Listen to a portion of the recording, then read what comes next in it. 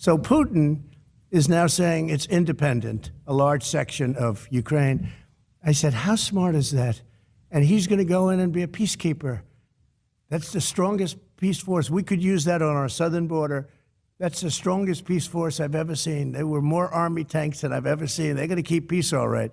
No, but think of it. Here's a guy who's very savvy. I know him very well, very, very well. My job seems less significant and less important today, less than 48 hours after Russia invaded Ukraine and launched an attack on that country. But I want to take some time to address some falsehoods out there, as only I can. It is clear, well beyond the clip you just watched, that Trump respects Putin and Putin respects Trump.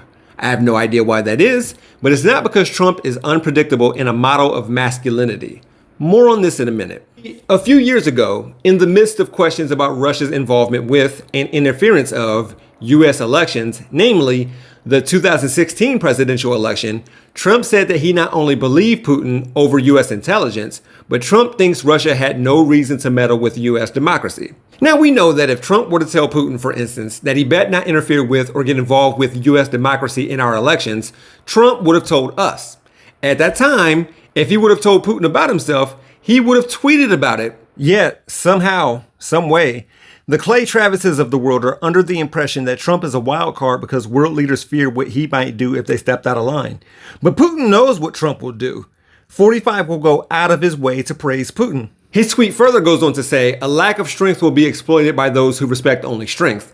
Autocratic leaders believe in hypermasculinity, raw physical power. They believe that might makes right. But where? Where? Where?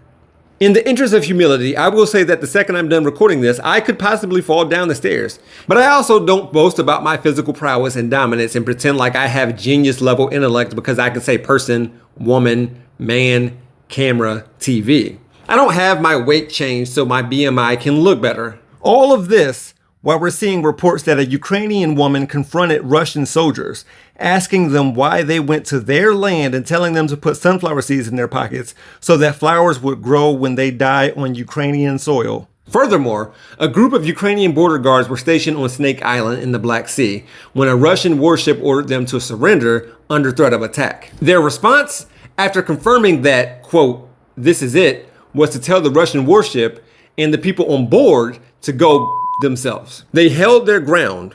All 13 were killed. They knew they were going to die. I mean, the Klitschko brothers have decided to take up arms and defend their people. Hypermasculinity, raw power.